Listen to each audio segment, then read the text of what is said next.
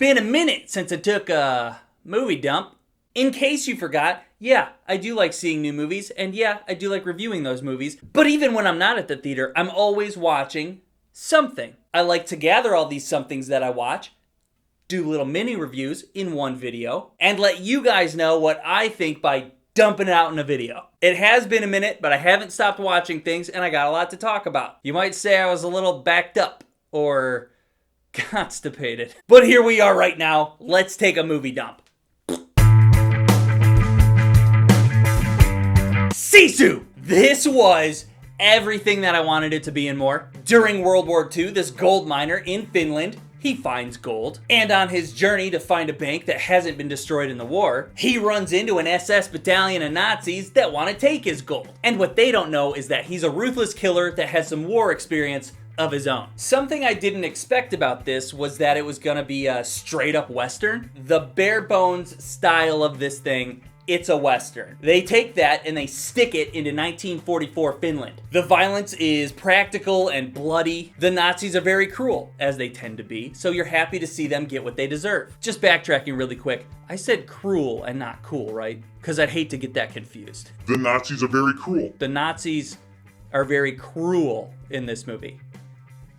Not cool. The setting is in Finland, so the scenery is just beautiful. And we get a lot of great wide-angle shots of the landscape. Western style. For sure, this dude is a badass. But he just wants to get from point A to point B. They do a good job at having the Nazis push him into SISU mode. And once he reaches SISU mode, no Nazi is safe. Not safe on the land, not safe in the water, not safe in the air. Sweet movie, had a great time. Scream 6. I don't know how the Scream movies keep surprising me. In the first 10 minutes, I was like, wait, what? And then not long after that, I was like, wait, what? Then for the rest of the runtime, I was having fun. I like these characters, these sisters that were set up in Scream 5. New York City is a fresh new location. I was on board with that. I thought all the kills were fun and satisfying and stabby. Early on, I decided not to play that game of guess who the killer is. And by not thinking about it the whole time, I think that made it more fun for me. For sure, they throw you those curveballs where you're like,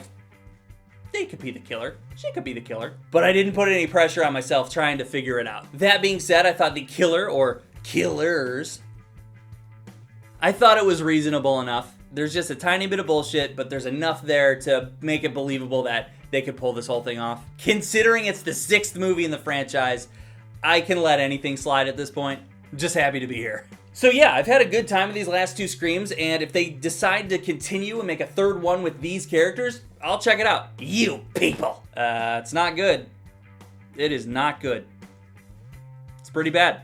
Jonah Hill meets Laura London, and somehow, even though they have zero chemistry, they fall in love. And they have to face the challenges of having different families with different cultures. Yikes! Eddie Murphy plays Laura London's father. The Jonah Hill and Eddie Murphy dynamic in this thing should work, right? It just doesn't. I don't know how, but the overall humor and the jokes, they don't land. It's just kinda awkward most of the time. Not funny awkward either, just awkward to watch. Like, they'll say a joke that doesn't land, they'll let it get stale and awkward, and then they'll still just linger on it for a while and just sit in that joke. And it's really uncomfortable. I thought the script was lazy, felt like an early draft. The editing is weird. They have these abrasive, odd transitions between scenes, and I found those jarring enough to remove me from the movie and be like, what the hell was that? I don't have much more to say about it. Just, it's not worth your time. Don't watch it. I didn't like it. And I was disappointed. Disappointed!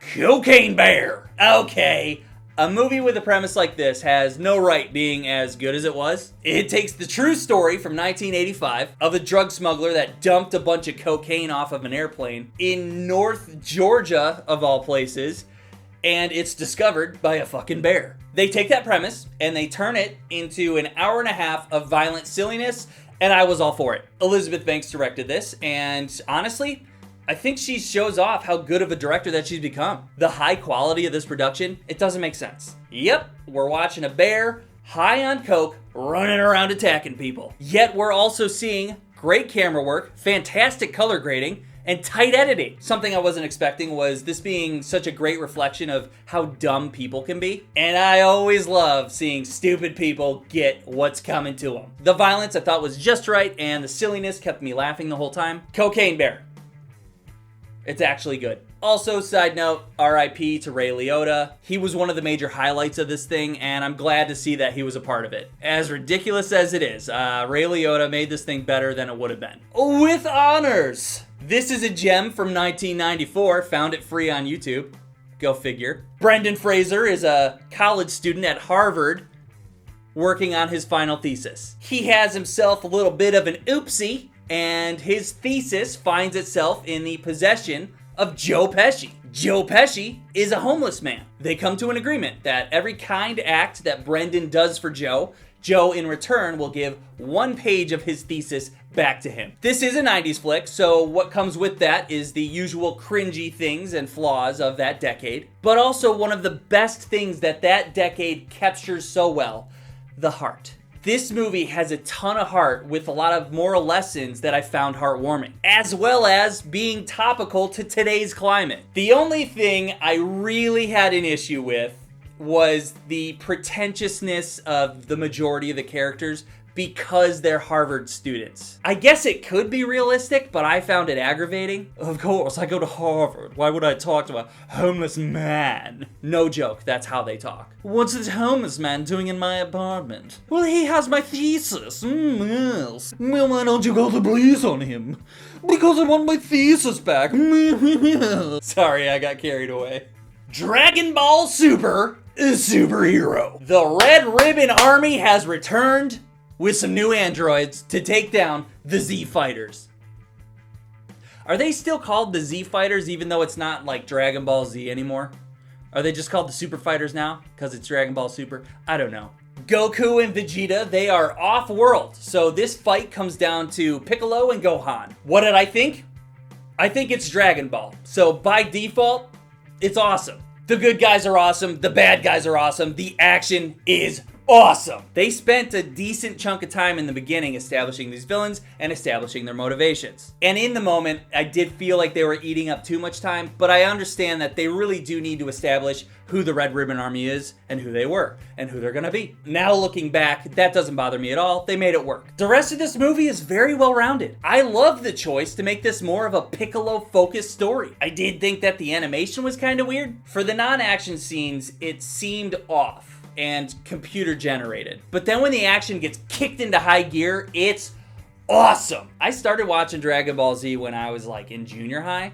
So after watching it for so many years, I find it funny that I tend to like the character stories more. I've known these characters for so long now that I love seeing the little moments between the family. They opened this thing up with Piccolo training Gohan's daughter, and that felt nostalgic to me, and I thought it was also very sweet. You know, because it's okay for an alien to just be there training a 3-year-old how to fight. And you know she's gonna fuck some people up later on. It's Dragon Ball. Anyway, it was awesome. I love having a Piccolo-driven story. No real issues. Really enjoyed it. If you're a Dragon Ball fan from the old days, I don't think it takes much to catch up with who the characters are. And if you're a Dragon Ball Super fan, you've probably already seen it. But yeah, you know, just enjoy the ride. Oh, that was good. This is a good movie dump, everyone. Feels good to take a load off every once in a while. If you've seen any of these movies, let me know what you think. Throw a comment down in there. We can chat about them, okay? See ya. Subscribe. Yes, I go to Harvard. Yes, I'm from Harvard. What do you mean, have a copy of my thesis? I had to type it out on a typewriter because it's the 90s.